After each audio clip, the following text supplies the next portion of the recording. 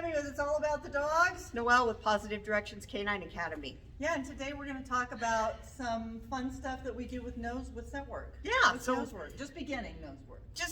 So how do you get started in it and all that good stuff? Yeah. There's a demonstration that Zella's going to do showing you how to find the odor. But when you start, you just get yourself some boxes and cut the tops off and throw some treats inside of them, and just teach your dog to go look in the boxes for food. Then you can pair the food with an odor if you want to. If you've got vanilla extract, you can pair treats with vanilla extract and teach them to go hunt for vanilla.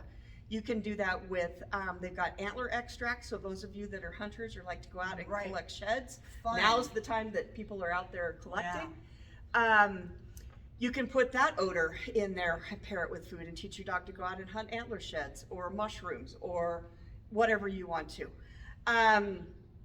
It is a fun thing that you get to do for your dog and with your dog. It's not something that you do to your dog, like obedience and that kind of stuff. Right? We like to do obedience too, but Zella really likes the scent work. Scent work is it's awesome.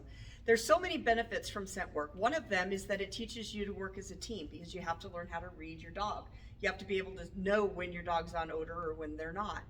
And sometimes they're very subtle. She's very subtle. She's very subtle. Sometimes,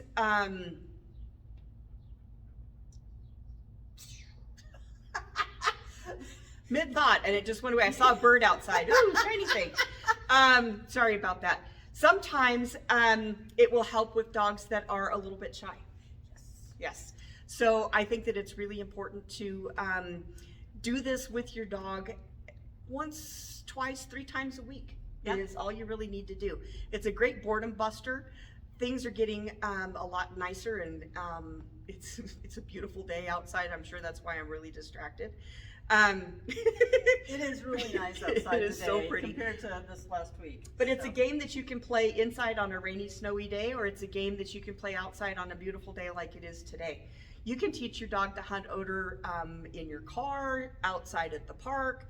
You can take your odor with you and go to Home Depot and set it on a... We actually do that. Do you? Yeah, we do. We take our little box of odor and have one of our friends put it in an aisle. We know which aisle it's on, but they'll put it on a shelf somewhere, and then we'll go down, and she loves to go find it. Oh, I love it. It's so much fun. That's so much fun.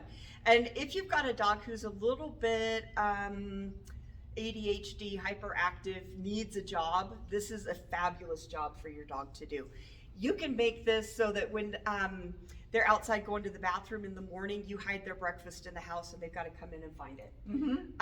You can do the same thing with dinner. You can do that with snacks. You can do that with just about anything.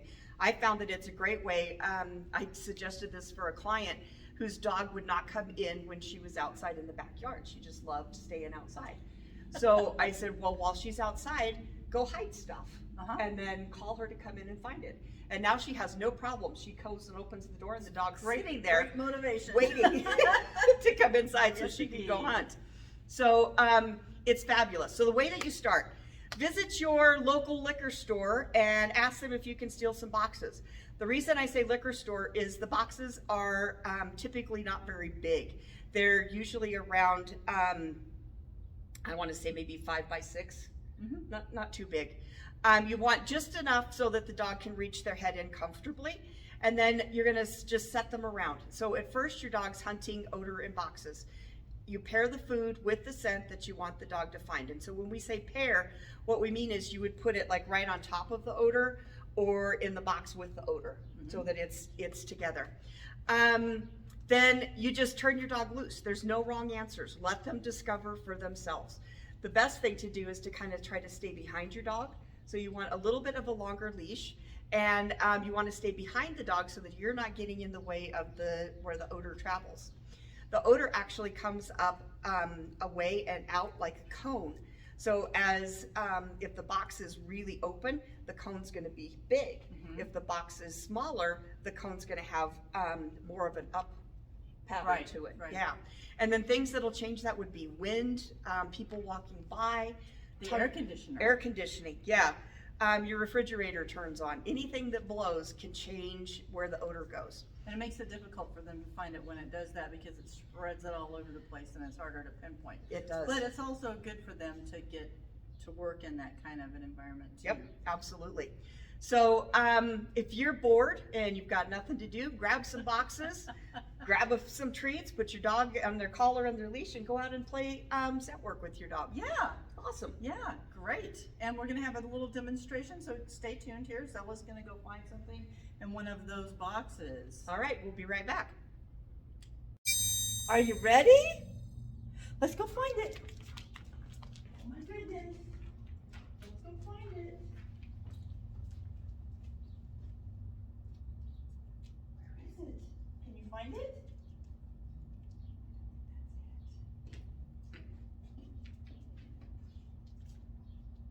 Keep walking around it.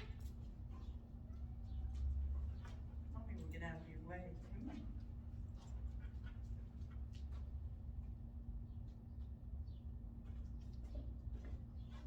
Is that it? Okay, that's it. Yay! Good girl! Yay! Great, thank you so much for watching. I hope that you really enjoyed Zella doing her thing out here. Yeah, so she had kind of one where she wasn't quite sure about it, but the one that she was definitely sure about, there was no doubt. No doubt that about was it. the That one. was the right one. Yeah, and you could tell that you were like not convinced that she was on the right one either, because she wasn't giving you the body cues that she did. She sat down, but she didn't really. She wasn't not excited. Sure. Yeah, yeah, She was sure about the one that she did find because she was pawing at it. yeah. So she knew. Yep. Now that brings me to, do you teach your dog to give a signal, or do you let your dog come up with their own? I let her come up with her own because it's, you know, a lot of people do teach them to give a signal, but I let her just come up with it because it's easier for me to read what she's telling me Right, when right. she's doing it on her own. I agree. I like to let my dog come up with their own signal because it's something that they're just going to naturally do when they're on odor. And so we let them find it and then reward them for it. And it just grows exponentially from there. You guys are going to absolutely love playing with your dog. It's and so doing much those fun. ones. And you know, when Noelle tried to get me to do it for a really long time, she kept telling me it'll build her confidence because she was not very confident. You can see that's changed drastically. But after a couple of months doing scent work, she was a different dog. Yeah. So if you have a dog that you're trying to get motivated to do things that they're unsure or they are less confident, I really suggest getting them into a scent work class, even if it's just for fun. Absolutely. You know, if you do competitions, that's great too. There's a bunch of different clubs that you can compete with, but just to get out there and just find fun stuff, 'cause Yeah. that's what they're built to do, is smell things. Yep. So. Yep. Their olfactory system is like 9,000 times better than ours. Right. But they have like 1,900 taste buds. And Isn't that crazy? Yeah, weird. So just a weird factoid there for you. Never know when those are going to crop up. That's right. So go out there, play with your dogs. Hope you're having a great day. Thanks for tuning in. Like and subscribe. We'll talk to you next time.